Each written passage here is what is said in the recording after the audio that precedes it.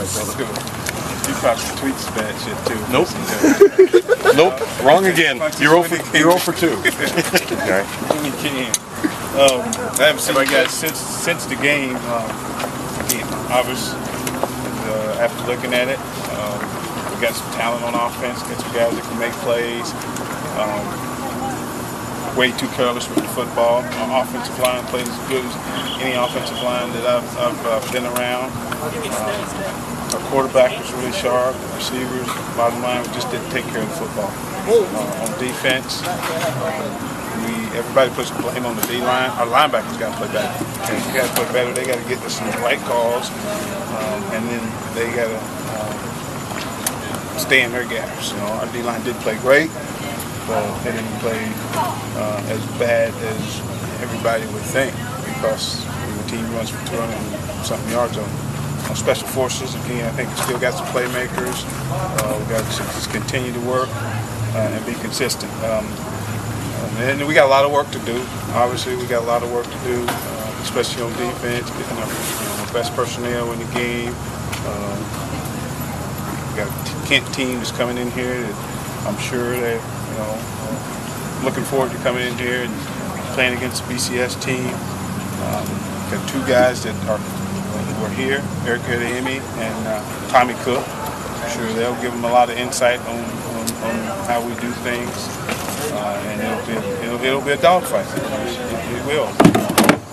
It's probably times 27, right? I have no idea. Nope. But again, a lot of work to do. Our guys are working hard at it. So, good question. How to keep your guys from?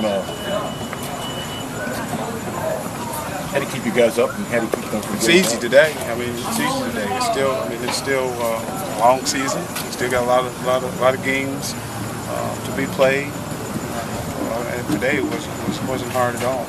I think the attitude's good. Again, I like the locker room. Just don't like how we executed all the time on the field. Joker, you talked last night on the radio about misalignment on defense. How disappointing is that, given that you had summer camp? Very disappointing. A lot of it's us too. We got to give them a better plan, so they're easy to get lined up. Okay, I'm not just blaming the players, I'm blaming us as coaches. Joker, I think your backs had 8 catches, a few more targets. Was that by design, or were those mostly checkdowns? Well, in this offense, they are going to be checkdowns, no doubt about that. You never see the back going down the field making plays. But in this offense, we had a lot of design vertical routes that we wanted to throw, down the field routes. We didn't see any of them caught. So naturally, quarterback's next read is to drop it off to our tailbacks and allow those guys to go make a play for us. And that's the same thing on third down. Back wants to throw to the sticks, and that's so. I don't know where everybody came up with that. I remember people saying it when I was in Pee Wee football, but it's hard to throw at the sticks. What the defense is going to do is set at the sticks. A lot of times, with all the stuff that we have, crossing routes and those things, we made 3 or 4 first downs with the guys running across the field, catching the ball, getting their foot in the ground, and getting the seam. That's how you make the first downs also. Now, if they're playing tight coverage and you can get over the top of them and get past the sticks, yes. But we got to get it to our backs, because Sheik coming out of the backfield and moving, Raymond's coming out of the backfield and matched up one-on-one with linebackers. Those things give us a chance to make bigger plays really than the wide receivers, because now you got man coverage and outside guys are turning their back, and now you got those guys matched up on the linebacker, which we expect them to win. How many big plays did Raphael Little make? Over 20 yards. We didn't have those 20-yard plays this past week, but we got to have those type of routes, and our backs got to be big in our passing game. Same with our tight ends. Our tight ends got to be the same type of guys also, because if you're not throwing the ball down the field, it should open up stuff underneath our tight ends. Only one of them is really capable of stretching the field. Therefore, the rest of them have to be really good underneath. Are you confident the offense has turned a corner now? Now that you've seen them, you never get. I don't ever get really confident. I really like how we executed on Sunday. We got to continue to grow offensively. We got to keep ourselves on the field. We got to run the ball more. Our backs only touched it 13 times, and we got to give our backs more opportunities than that. All the big play talk in the preseason was about DeMarco. Were you guys sandbagging a little bit on Collins, or did he surprise you guys? Here's the thing. I remember one year saying that Jacob Tammy would lead us in receiving. Well, somebody else, because when playing certain coverage, somebody else gets an opportunity. Well, Stevie Johnson got an opportunity to go for 1,300 yards, or 11 or 1,200 yards. I'm not sure if he got 13, but so those things happen, and Marco wasn't able to get behind him. You guys did see some of the ability on the punt return that he has, but Darryl had a nice game because a lot of those routes that he caught was Marco clearing out and Darryl coming right in the board as he's taking up the field. So it's a high-low. You got a high guy, you got a low guy, you got a third guy. So 3-level routes, and Darryl was able to make a play. You had 9 guys with multiple receptions. Is that kind of encouraging to the guys who aren't starters to know that even if they're not, they can be in there for the first play? It definitely helps the practice tempo. It helps the attitude of the receivers in practice. So receivers want to catch the ball. They want to handle the ball when they see opportunities. You see a lot more zip in practice. They run an unbelievable amount. And it only helps when you're seeing all those guys getting involved.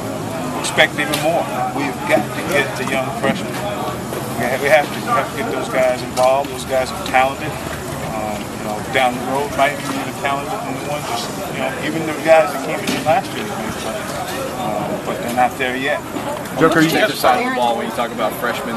When you see as much go wrong as did Saturday on defense, do you start thinking, throw those kids out there and see what they've got? No doubt. Why not? Why not? We got some talent to overcome experience. You make mistakes as a sophomore, junior, it's no different than a freshman that's really talented. So you'll see some of the other freshmen getting more reps, especially in the front 7. Got to ask about Aaron. So proud of Aaron. I am. Aaron stayed the course. He's grown up a lot. Many of you guys have watched him grow. I know you've watched him grow up. Been going to school with your kids. He's grown up a lot. He's a lot more mature. He handles his business the right way. I'm so proud of him that he got an opportunity to not only to play, but make some plays for us also. You've been listed as a starter now. He will be a starter, no doubt. The other guys will play, but Aaron deserves to be the starter. Again, because of all the little things that he does a better job of blocking, and that's being unselfish. Therefore, if you're doing all the little things that we expect of him, he's done everything we've ever asked of him. Now he's shut his mouth and started to play. Therefore, he deserves to be the starter this week. Joker, it's a short week. At point in time, you were worried that he wasn't going to turn the corner because I know he's frustrated. They don't always grow up as fast as I heard last night on the show, Tom was reading Aaron said something that nobody knows about him. He said he was shy. I've never heard that. I never expected that from him. He's not shy. He's a people person. I get that. I get that. He loves people, and he loves his teammates here. And then that's why I'm so happy for him that he's got an opportunity to make some plays. I think he'll have a good year for us. We need him to. Joker, it's a short week. If you can only, quote-unquote, fix one thing defensively, what are you aiming to get better right away? I really like the fact that it's a short week. We need to get back on the field. We do. And the one thing is just get lined up. Just get lined up. Unsound and a lot of things that how we align. We just get lined up. Now we can see, really wasn't anybody getting whipped. Okay, you can't be a guy in this gap and then 2 gaps later another gap. Okay, you can't be that. Okay, and again, it's not the kids. We got to do a better job as coaches. So for you talk through the years about the importance of running the football and how important play action has been. This particular brand of offense, you can still play action, I know, because you score every play. Yeah. But it doesn't seem like it's there as much compared to being under center. Why is this the style of offense for this team? Just because of the type of receivers we have, the quarterback. We think the quarterback. When we first saw this guy, come in here and throw and work out with us was our bowl game our first year. He got 5 practices in, if you guys can remember. Thing that was on our mind. This is what this guy is. A guy that can get it, spread the ball all over the field and get it out of his hands quick. He can manage protections. We really started then thinking about, transitioning to this type of offense. Also, we saw the type of receivers we were getting. We have a couple big guys in the upperclassmen, in the low class. We got some small, nifty little receivers, so we thought that then.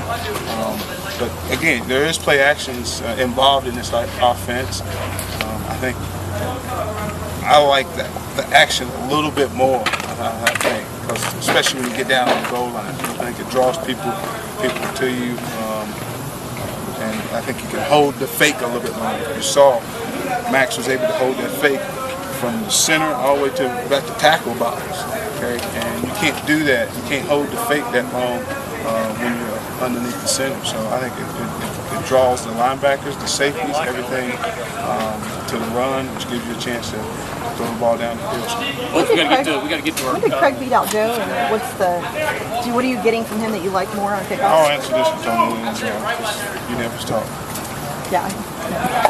All right. Well, we felt that Craig was better executing the kicks, the onside kicks that we had, the onside kick that we had before we started kicking them a little bit more. And so therefore, we wanted to start off with that, just so we didn't give it away when we switch kickers and all those things. So, and he actually won the job. I mean, consistency. He's really consistent, more consistent than Joe. He has a strong leg also, and moving up 5 actually helped him.